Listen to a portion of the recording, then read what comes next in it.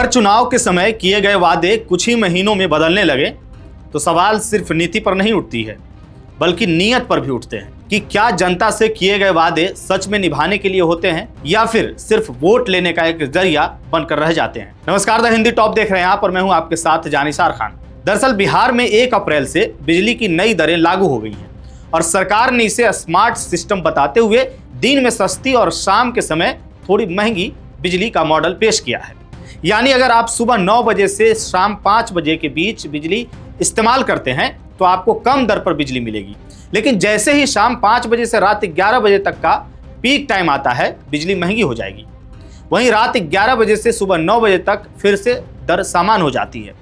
ऐसे में सरकार का इस पर कहना है कि यह व्यवस्था उपभोक्ताओं को राहत देने के लिए है, क्योंकि कुछ समय पर बिजली पहले से सस्ती भी हो रही है।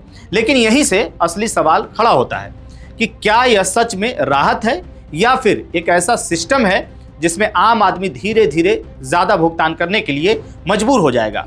क्योंकि हकीकत यह है कि ज़्यादातर लोग शाम के समय ही सबसे ज़्यादा बिजली इस्तेमाल करते हैं, जब परिवार घर पर होता है। ऐसे में वही समय सबसे महंगा बना दिया गया है। अब अगर इसे चुनावी वादों के नज़रिए से देखें तो मामला और दिलचस्प हो जाता है, क्योंकि चुनाव के दौरान फ्री बिजली या सस्ती बिजली देने के बड़े बड़े वादे किए गए थे कि 125 यूनिट तक बिजली फ्री दिया जाएगा। लेकिन अब हालात ऐसे दिख रहे हैं कि मुफ्त की बात तो दूर की बात है, बिजली का बिल ही नए तरीके से बढ़ता हुआ नजर आ रहा है।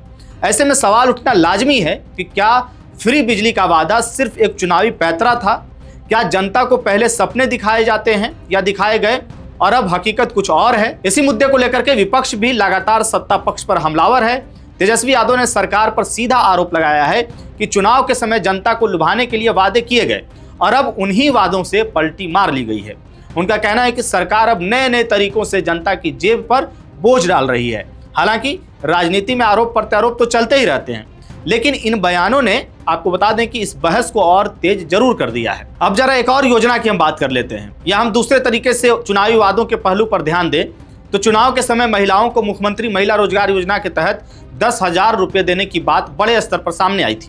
कई जगहों पर यह राशि दी भी गई, लेकिन अब खबरें सामने आ रही हैं कि हजारों महिलाओं के खातों में जाने वाला यह पैसा अटका हुआ है। ऐसे में सवाल और गहरा हो जाता है कि क्या ये योजनाएं वास्तव में अस्थायी मदद के लिए थीं या सिर्फ चुनावी माहौल बनाने के लिए था। ऐसे में सबसे बड़ा सवाल जनता के सामने खड़ा होता है कि क्या हर चुनाव में ऐसे वादों के जरिए लोगों को प्रभावित किया जाता है और क्या चुनाव खत्म होते ही वादे लॉलीपॉप बन करके रह जाते हैं? क्योंकि अगर वादे पूरे नहीं होते तो उसका सीधा असर आम लोगों की जिंदगी पर पड़ता है। तो कुल मिलाकर के बिहार में जो नई बिजली दरों का मामला सामने आया है वो सिर्फ एक मामला नहीं है कि एक बिल का मामला है, बल्कि भरोसे का है। क्योंकि यह मुद्दा इस बात को लेकर के है कि सरकार जो कहती है क्या वह वास्तव में जमीन पर भी उतना ही सच्चा साबित होता है या नहीं।